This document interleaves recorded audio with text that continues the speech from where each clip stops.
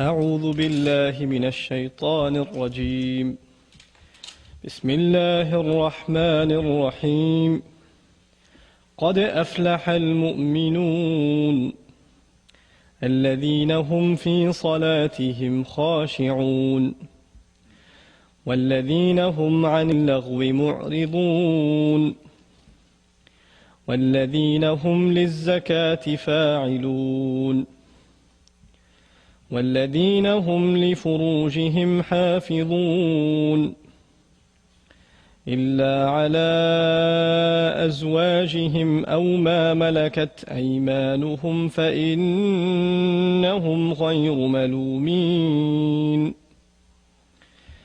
فمن ابتغى وراء ذلك فأولئك هم العادون والذين هم لأماناتهم وعهدهم راعون والذين هم على صلواتهم يحافظون أولئك هم الوارثون الذين يرثون الفردوس هم فيها خالدون اللهم اجعلنا من الذين يرثون الفردوس الحمد لله والصلاة والسلام على رسول الله ثم أما بعد.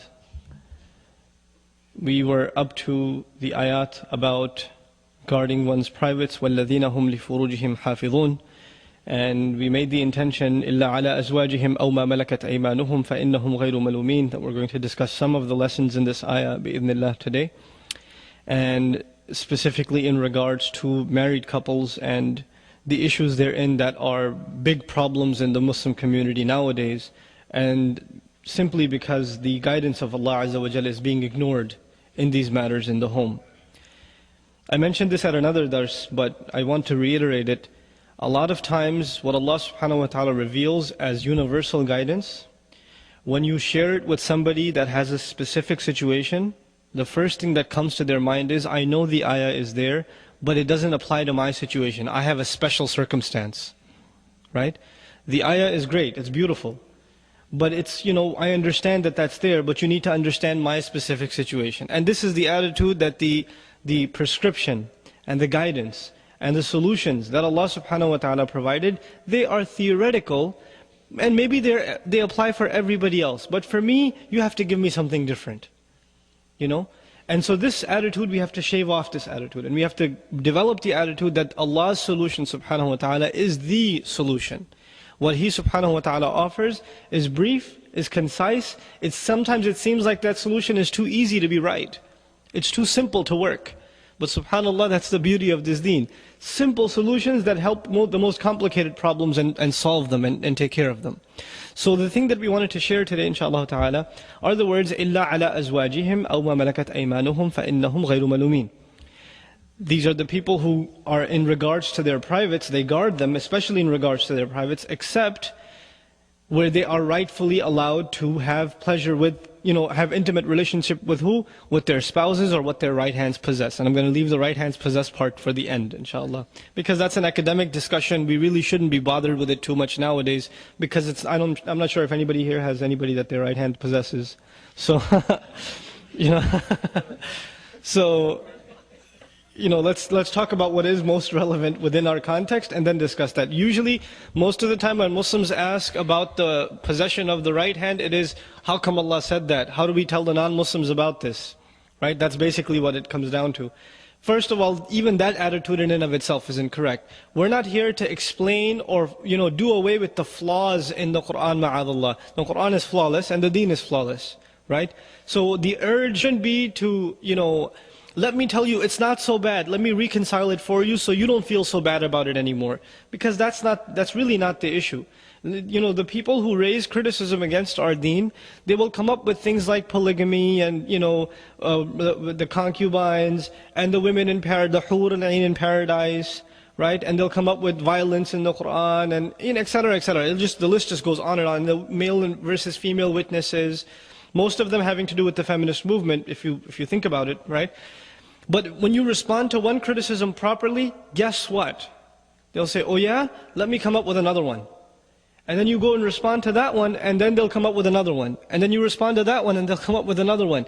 So you have to understand to play the game a little bit. And the way we understand to play this game is the way Allah subhanahu wa ta'ala, He responded and rebutted Bani Israel, who were very good at asking questions. And Allah quotes a lot of their questions in Qur'an. They ask this, the messenger answers. They ask that, the messenger answers. Until it reaches a saturation point, and they ask after that, and the messenger ﷺ is told to give them the most stern of the answers. Right? They ask about Dhul Qarnayn, find the answer has been given. They ask about the Ruh, find the answer has been given. They ask about the people of the cave, the answer has been given. They ask who gives you revelation, the answer has been given. They keep, how do you have a boy sometimes? How is there a girl born sometimes? Go ask your Lord this. The answer has been given. And then eventually they ask again, أَإِذَا كُنَّا عِظَامًا وَرُفَاتًا أَإِنَّا لَمَبْعُوثُونَ خَلْقًا جَدِيدًا. This is even asked by some of the Bani Israel. Are we going to be raised again? Even though it's in their revelation. This is in Surah Al-Isra. And Allah this time, you know what? That's enough. قُلْ كُونُوا حِجَارَةً أَوْ حَدِيدًا. Tell them even if you turn into rocks or iron, you're going to be returned again. So it's what the response is? You know what? Enough with your questions. Because the intent of the questions are tangents. Because if you watch media, which I don't recommend, but if you watch media, what happens is the interviewer is in charge of the discussion. Why? Because he's the one asking the questions. The one who's answering the questions is in a defensive position, and the one who's asking the questions is in an offensive position. And obviously the one in the offense is winning. Right? So you will find, even if the interviewee, the one being interviewed, has the best answers, as soon as he gets a good answer, the interviewer can change the subject and ask another tough question, or go to another controversy, to make him feel like he lost. Right? He has the last laugh. Now look at the dialogue in the Qur'an. Allah subhanahu wa ta'ala, constantly, He poses questions to the people. مَا لَكُمْ كَيْفَ تَحْكُمُونَ أَمْ لَكُمْ كِتَابٌ فِيهِ تَدْرُسُونَ أَفَلَا تَعْقِلُونَ. Questions. He's changing the direction of the conversation, so the dialogue is in control of Allah subhanahu wa ta'ala. Right? Nowadays, if you compare that to our times, what's happening? Where are the questions coming from? The Muslims or the non-Muslims? The questions are coming from the non-Muslims, and we feel all the time that we're in a position to give the answer, and give the answer, and give the answer. So by definition, we've already lost this dialogue. You follow? The Muslim is in a winning position when he learns and she learns to ask the questions. Because Allah subhanahu wa ta'ala has given us much more burning questions than anything that can be asked of the Muslims.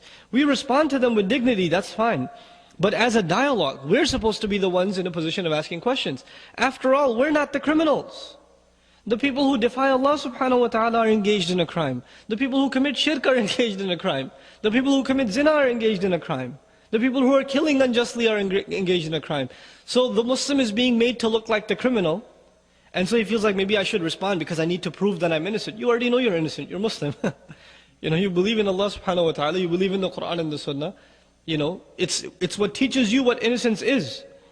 And as opposed to what everything else is. So it's a shift of mentality. So I'm going to address that malakat aymanukum issue at the end, bi'idhnillah. So now we turn to this idea of, guarding one's privates within marriage. Before a young man gets married in our times nowadays, they've watched a few movies here and there before they made tawbah and they became religious. And they have this idea of what love is and what marriage is. And, brothers come up to me all the time, brother man, I gotta get married, man. As though in their head, once they get married, all their temptations are just gonna poof, disappear. And life is gonna be bliss and we're gonna read Qur'an together, And, it's gonna be just a spiritual experience, right? And there's this fantastic view of what marriage really is. Those of you that are married are probably not even laughing right now because they're like, what? Because, what is he talking about? Because you don't even remember feeling that way, right? So, yeah, it's many a times you do run into a brick wall because what is shown to us about marriage, our idea of marriage, especially the modern mind, whether Muslim or otherwise, the modern idea of love and companionship and a man and a woman together, the idea of it is basically the same as dating, okay? And dating means you have all the fun and when things get difficult, you walk away. That's what dating is, right? So what we actually, when we think of marriage, men, brothers and sisters even, when they think of marriage, they're thinking of the aspects of marriage that are like dating. But there's a lot more to marriage than dating, right? There's the bills, and there's the chores, and then you have to learn to live with another person, which is very difficult. You do things your way, she does things her way.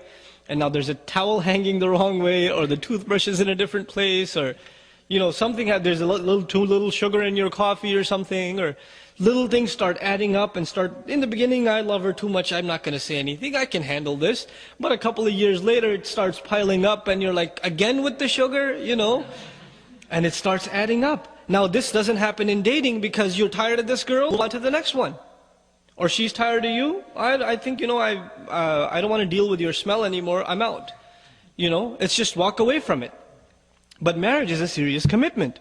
And the terminology used in Quran is very strong. Al-muhsanat, al-muhsinin. The ihsan, in Arabic, it's the word used for putting someone inside a fort, like a military camp. The idea of that is there are enemies outside. Once you're inside this military facility, you're safe, right? So women are described as women, are females that have been put inside the camp of protection. And who's protecting them? The husband is. From everything, from sadness, from difficulty, from shamelessness, in terms of ignorance, he's protecting them, he's giving them an education, he's protecting them in every single way.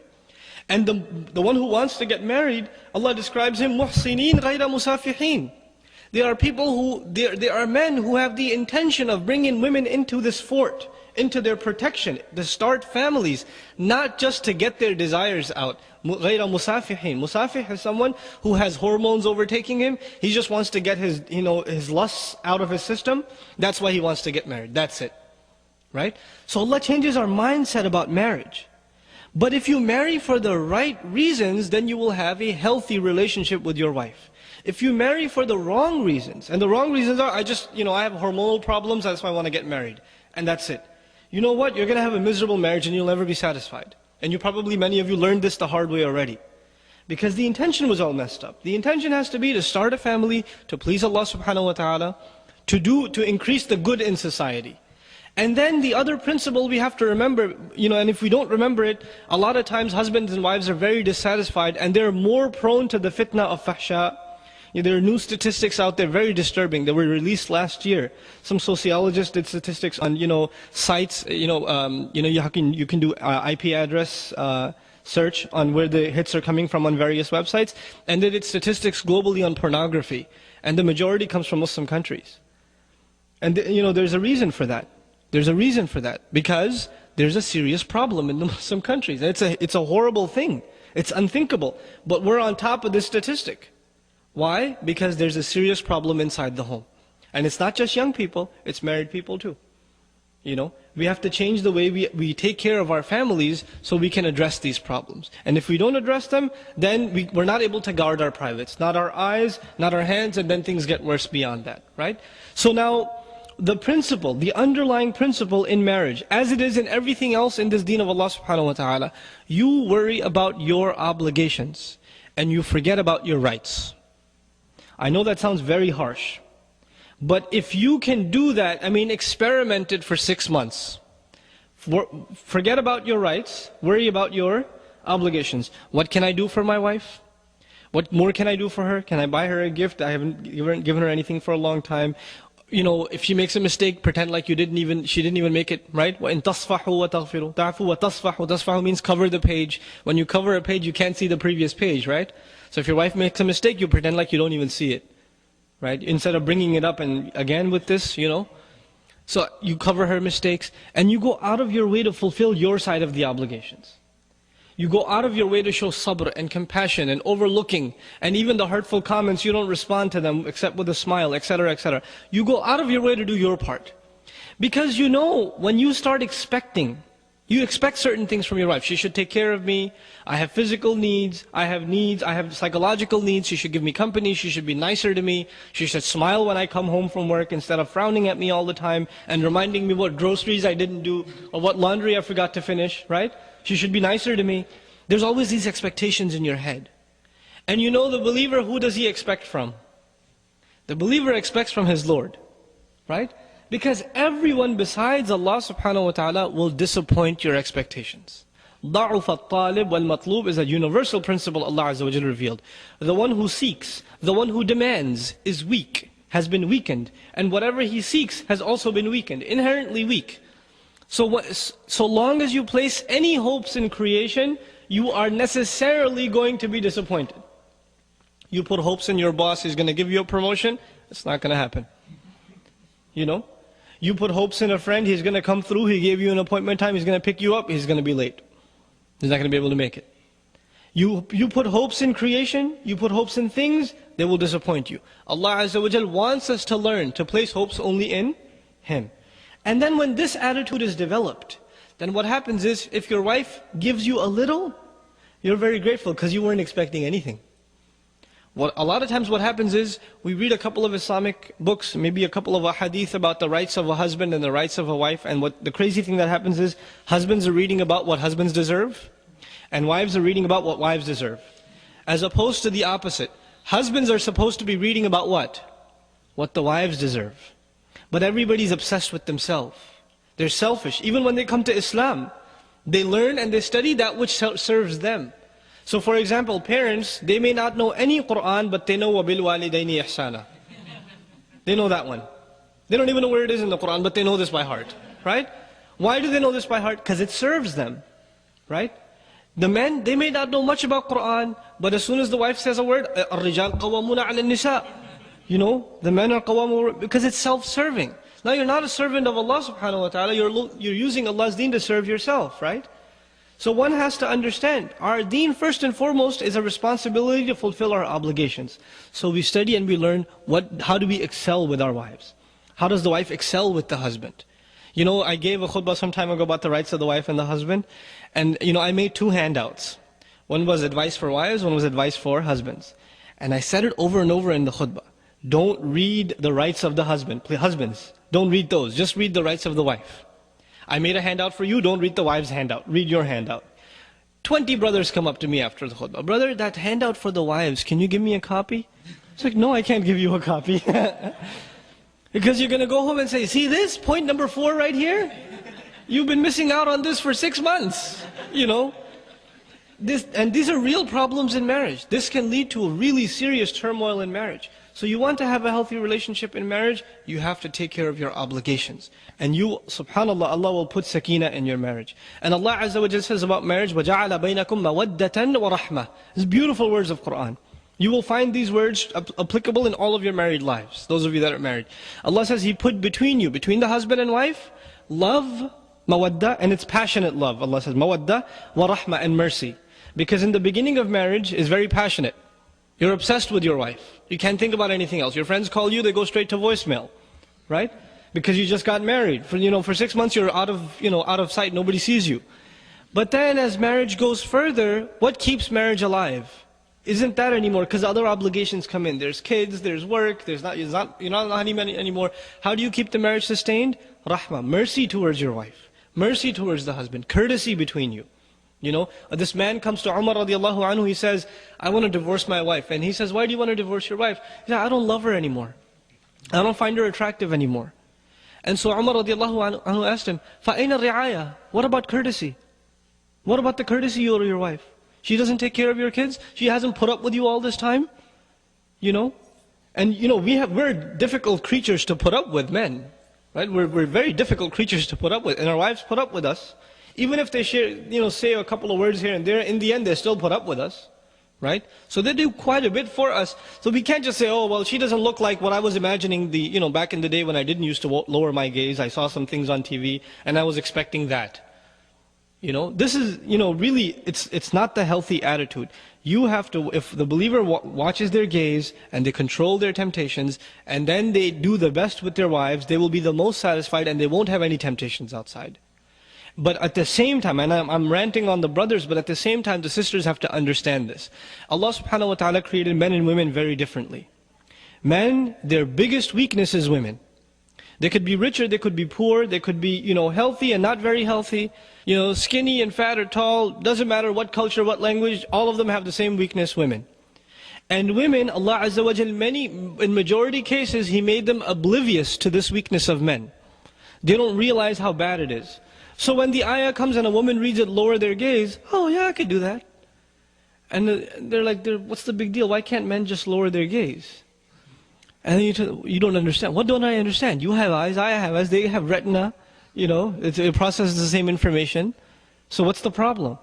You see, they don't understand the power of this desire that Allah subhanahu wa ta'ala put inside of us and mentioned as number one, زُيِّنَ لِلنَّاسِ حُبُّ الشَّهَوَاتِ مِنَ النِّسَاءِ. Number one of the desires that were beautified for men were desires for women. Right? The number one fitna the Prophet ﷺ fears for the men of this ummah is what? Women. Because it's a serious problem. So if the wives understand that, then instead of condemning their husband, why are you so weak? How come you can't control your eyes? Instead of knowing that they would accept this is the creation of Allah subhanahu wa ta'ala, you have to, the wife has a role of supporting her husband and becoming strong. And she can do that by warding temptations off from him, not by lecturing him. You know, and this is the other thing that's very important for wives to understand.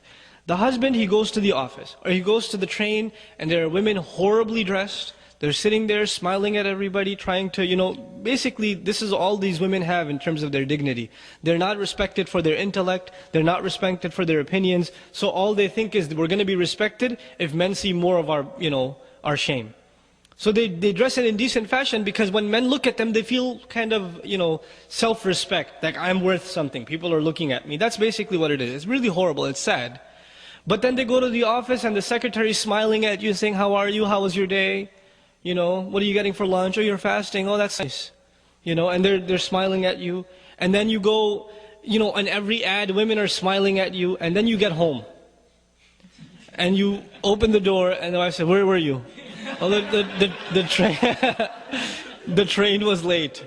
Oh, every day the train is late. Oh, I understand. You know, and there's a frown every day. And the first day it's okay, the second day it's okay. 10 years of this, 12 years of this, what's going to happen? The husband has resentment towards the wife, even if he doesn't say anything. He's building resentment inside. And the simple solution of the Messenger ﷺ, a smile of the wife when the husband comes home. You know how big a deal this is? This is not a small thing. It stabs the husband when the husband comes home and the wife doesn't care. And you know, he's very disturbed by that. He may not say something, but it really, really hurts husbands. And it hurts the relationship, and it comes out in weird ways. Now that they're hurt, they're kind of upset as they're having dinner. Oh, there's not enough salt in here. You know, there's something wrong. And they're extra angry at the kids. They're frustrated. But the same scenario, the wife opens the door and she greets the husband with a smile. Just a smile, it's not expensive. But what happens? The rest of the night goes smoothly. The husband's in a good mood. He's talking to her. When he's talking to her, I don't want to talk right now, I have a headache. It's not going to happen. All started from where? Just one little act of the wife. These are simple solutions, but they're powerful solutions. And you don't take care of these solutions, and this baggage just keeps adding up and adding up and adding up, and that's where you get those statistics. Because the husband doesn't even want to look at the wife. She's just annoying. You know, she just does this or that, right? So, both sides have to understand, they have to take care of the other side. Instead of expecting from the other side, just make a goal for yourself to take care of the other side. This is إِلَّا عَلَىٰ أَزْوَاجِهِمْ. The only time they don't guard their privates is with their spouses. And this relationship is very strong. I don't even want to quote the hadith, even though, you know, quoting a hadith is a good thing, but I know the repercussions it can have in our community. Unfortunately, I don't personally, Allahu A'lam, I don't personally feel that Muslim families are mature enough to take a hadith and take it in a mature way. Usually they end up using Islamic texts as a weapon. You know what the Prophet said about the wife who doesn't take care of her husband's need at night? He said this. You should be ashamed of yourself. You know, well, she's really going to be nice to you now. You know, it's not a contest. You know, you should be more like the Sahabiyat, and she'd be like, you're no Sahabi yourself, you know. That's how it's going to be. So if you want to make it a competition, you will never defeat women, not your mother, not your sister, not your wife. You will never defeat them in argument. Because what they can come up with, you didn't even think of from the back of your head. Right? Allah put this in them. You know, they have the power of speech, psychological speech, psychologically effective speech. So you have to learn to deal with that. The other thing, another piece of advice, just in terms of harmony between husband and wife, is that, you know, argumentation. Men seem to think everything can be solved by reasoning and logical evidences, right? And they forget that Allah subhanahu wa ta'ala didn't create women in this simple black and white fashion. Women are complicated creatures. When you get married, many of you will testify your wife is crying one day, and you ask her, why are you crying? She'll say, I don't know. I'll talk to you later about it. And you say, no, really, is this something I did? No, leave me alone. I don't know. And they really don't know sometimes. And if they do, it's too complicated for you to understand, so they'll say you're not going to get it. Right?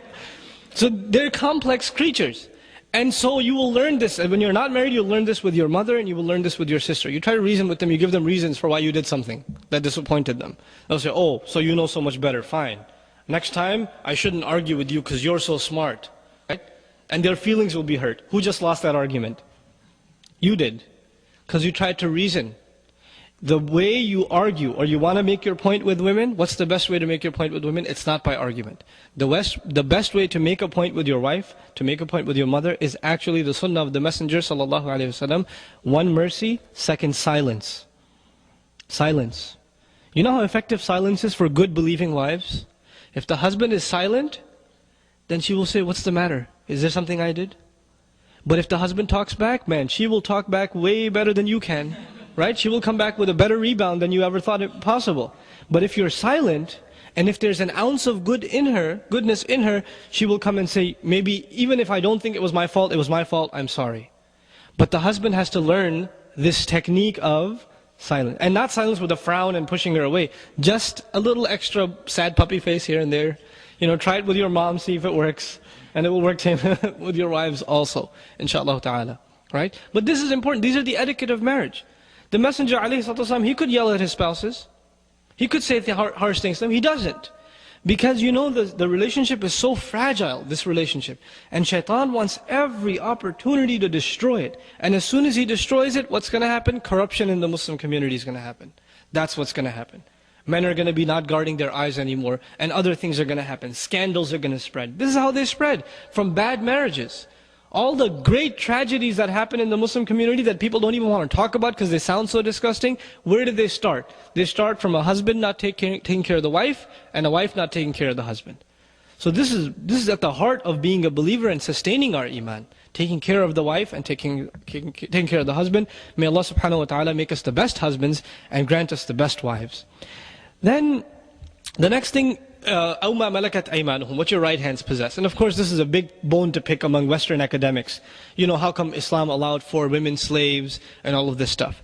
The first response that you need to understand is that, you know, if you just change the terminology just a tad bit, just a little bit. I'll take 5 more minutes and I'm done, inshallah. If you change terminology just a little bit, historically speaking, when were women taken as captives in situations of war? I'm not talking about the Islamic civilization alone. Historically speaking, any civilization, when are women taken as prisoner? Either under prostitution or under war, right? They're taken as captives, POWs. Now, either of those scenarios, how pleasant are they for women? Those two situations in which women are under another's rule, another's, authority. Both of those situations are horrendous, even today. If women are captured in a village by a military, you know what happens. In our times, by the most civilized army, right? By the most humanistic army. The army that takes 2 years of ethical training, and then goes and takes over a village, what happens to those women too, right? Now Allah subhanahu wa ta'ala revealed, and our deen isn't in idealism, our deen is in practical realities. The practical reality is this situation will occur. There will be women that will be in that situation. So what do you do with them? Allah subhanahu wa ta'ala put them under the authority of the believers. And the other interesting thing in this is that, POWs, you can do whatever you want, unthinkable things with them and nobody can question you. But this is not the case with malakat aymanukum. What your right hands possess, they have rights. Their children have a shared inheritance. Practically they enjoy everything a wife enjoys. The only difference is the term nikah. And why not the term nikah? It's a very simple thing. You know the nikah is a transfer of responsibility. It's a contract which transfers responsibility from who to who. It transfers responsibility from the previous wali to the new wali. The previous wali was who? The father, if there's a brother or a grandfather, somebody, the man of the house, right? And now who's the new wali? The husband. It's a transfer of responsibility. In situations where the woman was already inside your house. Before Islam, even the Sahaba owned some women. They're already there. If you do nikah technically means transfer of responsibility. So who are they transferring responsibility from? Themselves? It doesn't make sense. So what do you have to have? The responsibility itself. The transfer is not so important as the responsibilities themselves. So what does Quran and Sunnah do? It reveals the responsibilities in those situations. In case there's a transfer, nikah. In case there's no transfer, the responsibilities apply. You follow? So this is the second thing. So it's semantics. And if you just look at this one word, responsibility, and you say, you know what, you have a problem with the word concubines? Let's talk about the word responsibility. Let's talk about Western society, where every 2.5 to 3 minutes a rape is taking place, and teenage girls in public schools are getting pregnant, and they don't know who did it. And this hideous society is coming to life, and nobody's taking the one word. Nobody's taking responsibility. Nobody's taking responsibility. They don't even know where to go. And there's this chaotic situation in the society. And Allah subhanahu wa ta'ala, He reveals something that takes care of the chaotic situation in society. And the final comment about this, probably the most important one.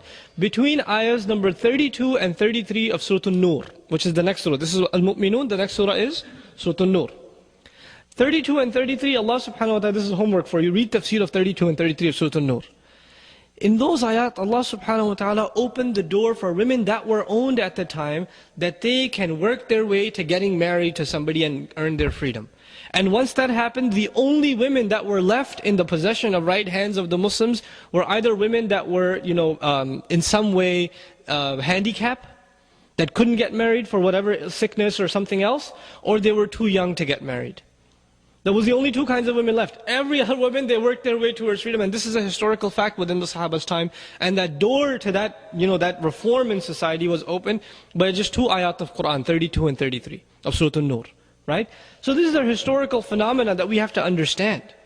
People are making criticism about our book, and they seem like heavy criticisms only for one reason. We don't know our book. That's the only reason it feels like, oh my God, how do you respond to that? When they tell us, kill them wherever you find them, the ayah they quote from Surah At-Tawbah or Surah Al-Baqarah and other places, right? قَاتِلُوهُمْ, وَقْتُلُوهُمْ, kill them and fight them and kill them and fight them. How do we respond to that? And since we haven't studied our book, we don't know how to respond. But the reality of the matter is, Allah subhanahu wa ta'ala revealed this book to people who have decent fitrah, right? Which means everything that is in Quran and everything that is in the Sunnah of the Messenger ﷺ appeals to decent human beings. It's just a matter of explaining it properly. Not compromising anything, it just has to be explained properly.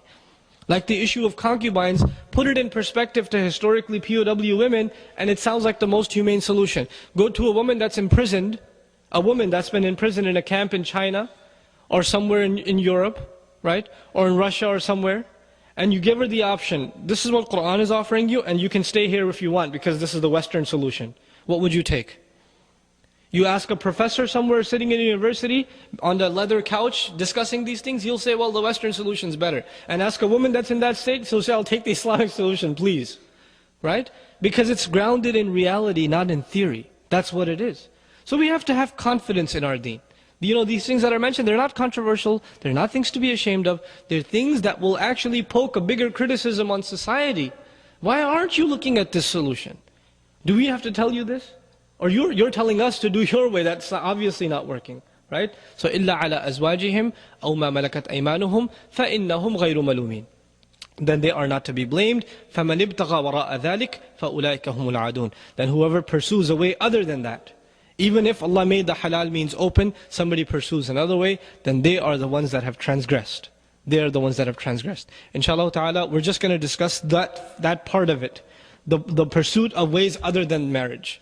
And how the Muslim community has made the halal way of marriage so profoundly difficult for its youth, that the haram way is so much easier an option.